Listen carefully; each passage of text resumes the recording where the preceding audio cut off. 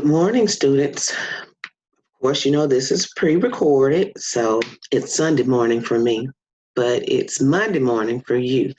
So hopefully we'll have this recorded and posted and ready for your viewing at 9. All right, so let's begin with reading. I'm going to share my screen. You can find reading first. And I'm going to share my screen.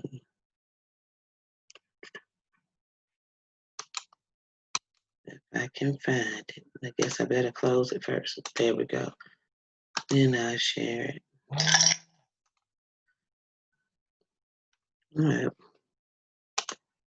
So it's The Wonderful Wizard of Oz, and they're focusing on a certain chapter in the original book, The Wonderful Wizard of Oz.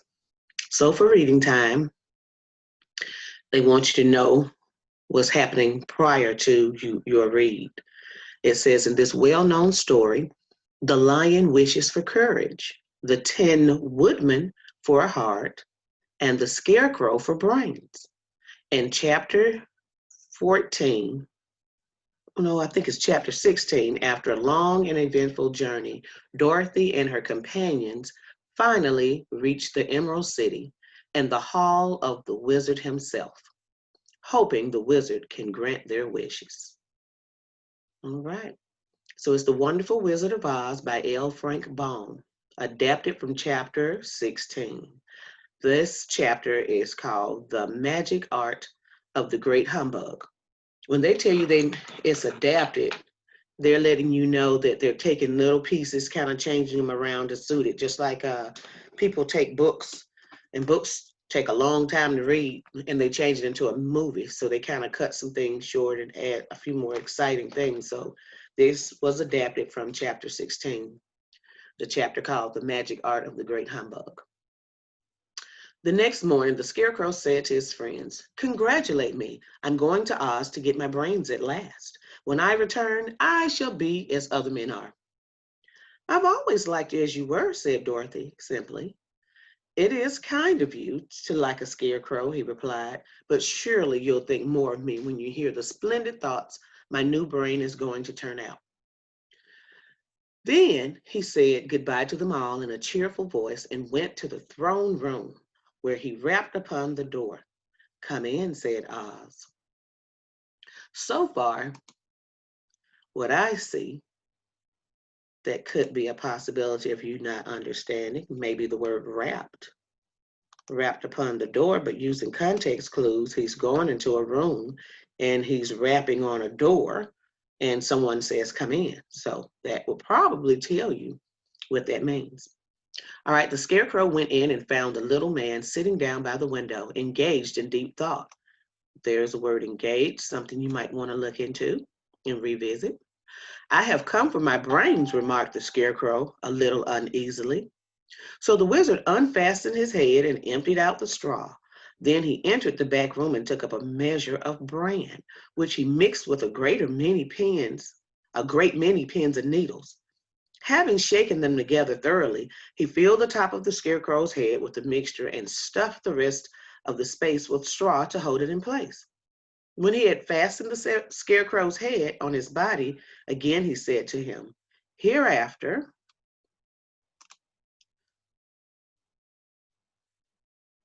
you will be a great man, and for I have given you a lot of brand new brains." The Scarecrow was both pleased and proud at the fulfillment of his greatest wish, and having thanked Oz warmly, he went back to his friends. Dorothy looked at Scarecrow curiously. His head was quite bulged out at the top with brains. "How do you feel?" she asked. "I feel wise indeed," he answered earnestly. "When I get used to my brains, I shall know everything." "Why are those needles and pins sticking out of your head?" asked the Tin Woodman. "That is proof that he is sharp," remarked the Lion. "Well, I must go to Oz and get my heart," said the Woodman. So he walked to the throne room and knocked at the door. Oz brought a pair of tinsmith's shears. It's something you might want to look at as well, shears. and cut a small hole in the left side of the Tin Woodman's chest. Then going to a large metal box, he took out a pretty heart made entirely of silk and stuffed it with sawdust. Isn't it a beauty? He asked. It is indeed, replied the woodman, who was greatly pleased. But is it a kind heart? Oh, very, answered Oz. He put the heart in the woodman's chest and then replaced the square of tin, soldering it neatly together where it had been cut. Soldering is a word we might want to revisit. So if we think about it, there's a concept map that you guys are supposed to be filling out as you read this story. It will be attached to your lesson when I email it to you. So we know that soldering is one of the words. We also know that shears was a word. So we'll go back and revisit some of those words. Wrapped, we said wrapped on the door was a word that you may want to go back and revisit. Okay. So it says, when the Tin Woodman went back to his friends who wished him every joy on account of his good fortune. Then the Tin Woodman went back to his friends who wished him every joy on account of his good fortune.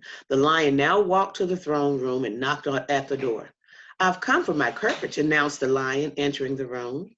Very well, answered the little man. I will get it for you. He went to a cupboard and, reaching up to a high shelf, took down a square green bottle, the contents of which he poured into a green gold dish, beautifully carved. What is it? Asked the lion.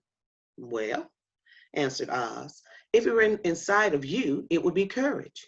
You know, of course, that courage is always inside one, so that this really cannot be called courage until you have swallowed it. Therefore, I advise you to drink it as soon as possible. The lion hesitated no longer. That might be a word you want to revisit. The word hesitated. But he drank till the dish was empty.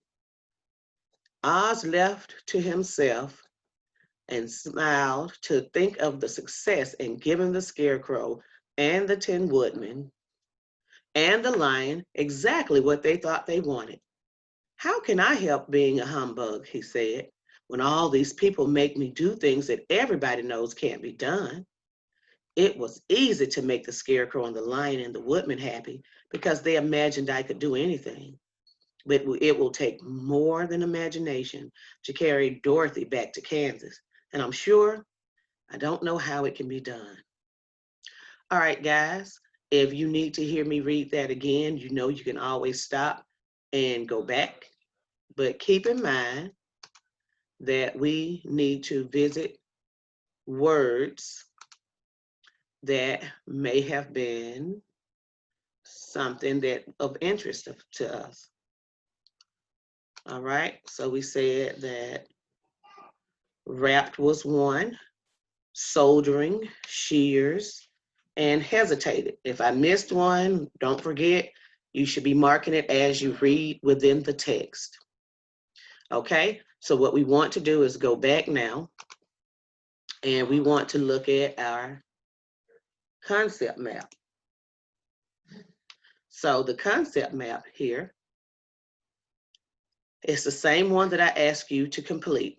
So if you need to go to my video, I will have it linked as well to all of your work so that you can write notice, because that's going to be important. And annotate would be important for you to write and everything that goes along with it. Respond and connect. Now, in your story, on your paper, they ask 3 questions. How does the wizard sum up what happens to the Scarecrow, the Tin Woodman, and the lion? How would you sum up what happens?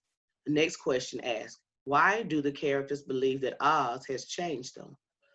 The next question, would you say that Oz's magic has done good overall in spite of Oz's fakery? And for your writing under respond is, imagine that you are visiting Oz. What gift would you want the wizard to give you? Write a brief story that tells how Oz grants your wish. Illustrate your story and your wish. Now, for making the concept map, if you don't get the link It's also in this video down here. So it says link for making a concept map for first reads. This is the YouTube commercial again, not commercial, YouTube video again that shows you how to make that map manually if you cannot fill this one in, but it should be where you can fill it in. But here I have typed in this one. Notice whom the story is about, what happens, where, when it happens, and why those involved react as they do. We know there was the Scarecrow, the Lion, the Woodman, Dorothy, and Oz. So we talked about words that we may want to revisit. The ones I felt that you may want to revisit was soldering. Let me take the caps off.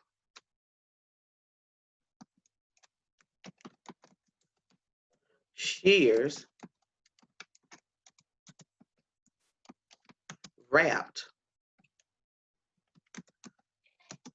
and hesitated.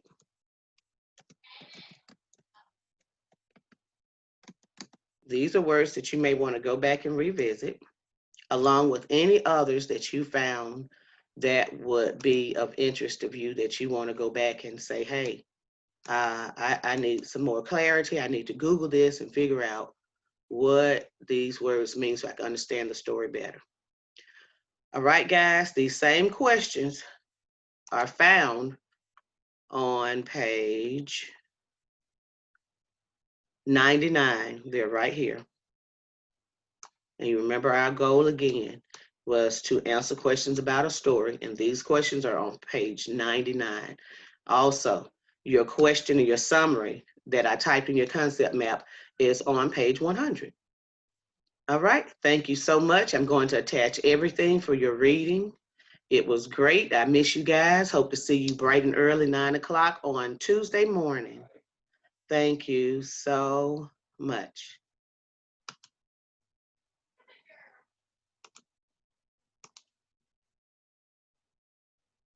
Bye-bye.